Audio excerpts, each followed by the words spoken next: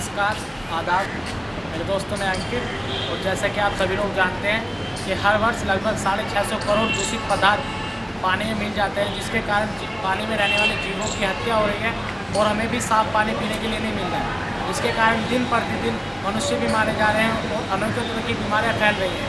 और हम कैसे बीमार हो रहे हैं और इस बीमारी से हमें कैसे बचा जाए, ये हम देखेंगे। तेरा क्या होगा कालिया?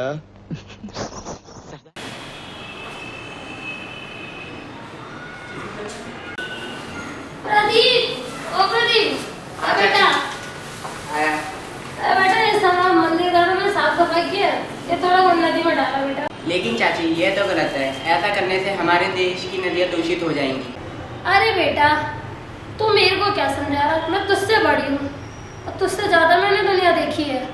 और ये तो हमारे पिछले ज़माने से हमारे नदियों में डालते आ रहे हैं मंदिर का सामान, और तो कैसी बात कर रहा है?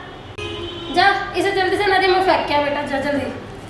चाची अगर सभी ऐसा करेंगे तो एक दिन ऐसा आएगा हमें पीने का पानी तक नसीब नहीं होगा। अपना बकवास बंद कर और जल्दी से इसे फेंक के आ। तूने पढ़ क्या लिख लिया? मुझे ही सिखा रहा है। चाहे मैं ज़्यादा पढ़ी लिखी नहीं हूँ, पर तजुर्बे में तुझसे ज़्यादा है। एक बात पता है, मैं दूसरी क्लास तक पढ़ी हूँ पर आज तक कभी फेल नहीं हुई। जा बेटा इसे नदी में फेंक के आ। चाची आप रहने दो, आप जैसे लोगों की वजह से ही हमारे देश की नदियाँ दूषित हो रही हैं। तू मुझे ज़्यादा समाज से भी मत दिखा, इसे ले और नदी में जल्दी फेंक के आ, ठीक है? मुझे ज़्यादा बकवास मत कर, जल्दी डाल के। अब क्या करेंगे भाई, अभी कहाँ जाएंगे भाई, अब क्या करेंगे भाई,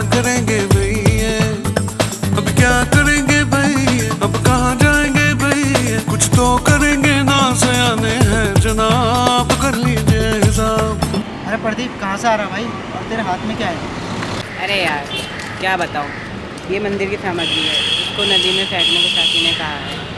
मेरी समझ में नहीं आ रहा मैं क्या करूँ।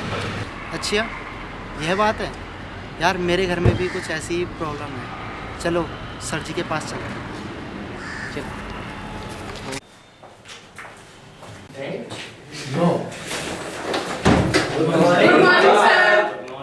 Okay, sit down.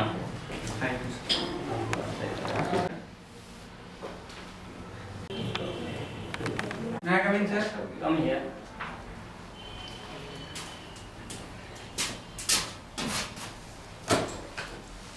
आकाश, आप इतने दिन से पढ़ने के लिए क्यों नहीं आए? सर मैं बीमार था। बीमार थे? Yes sir. क्या हुआ? सर मुझे जॉन्डिस हो गया था, जिसका कारण डॉक्टर ने मुझे दूषित पानी पीना बताया। बेटा, पानी में आजकल बहुत कीटाणु होते हैं जो हमें दिखाई नहीं दे रहे।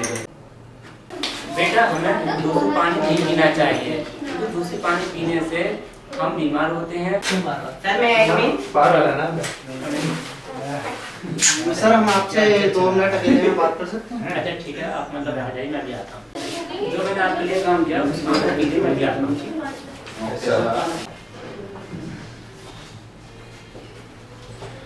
हाँ बच्चों, क्या समस्या? सर जी ये मंदिर में इस्तेमाल की गई सामग्री है, जो चाची ने कहा है कि नदी में ही फेंकना, कहीं और मत फेंकना वरना पाप चढ़ेगा। पर मुझे लगता है कि नदी में फेंक के नदी के पानी को दूषित करके भी पाप चढ़ेगा। सर जी अब आप ही बताइए हम क्या करें? चलो ठीक है, इसके विषय में मैं आपको विस्तार से बताता हूँ। चलो आओ, मैं आपको दिखाता हूँ।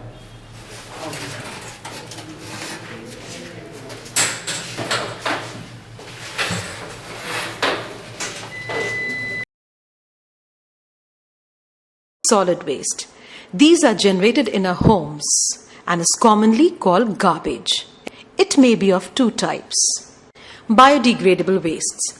Substances which undergo degradation or rots by the action of decomposers and are broken down to harmless or non-poisonous substances are called biodegradable waste. Substances which cannot be broken down by decomposers are non-biodegradable waste.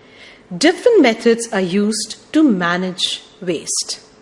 One of them is landfills. They are large open areas and is used for solid waste disposal. Once the landfill area is full, it is left as such for a long time. The conversion of solid waste into manure is called composting. Composting is done inside pits dug in the soil.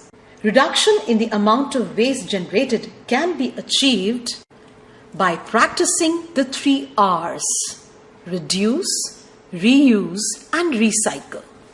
We should reduce the production of wastes by consumption and low wastage. Certain items can be reused. Useful things can be made by recycling waste material. Kitchen waste can be developed into compost that can be used as manure. Sewage can be used to produce fuel. Hope you will also practice these 3 R's in your life seriously. दिखा आपके लिए आपकी समझ में आ गया ना? Yes sir.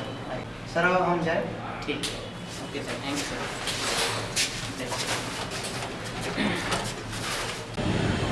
मेरी आप सभी से और दिल्ली सरकार से सिर्फ यही गुजारिश है कि दिल्ली सरकार जगह जगह पर कूड़ेदान बनवा दे। आप में से कोई भी कृपया करके नदी या नालों में कूड़ा, किसी भी प्रकार का कूड़ा ना डालें। इससे हमारी दिल्ली साफ रहेगी और सुरक्षित रहेगी। जय हिंद, जय भारत।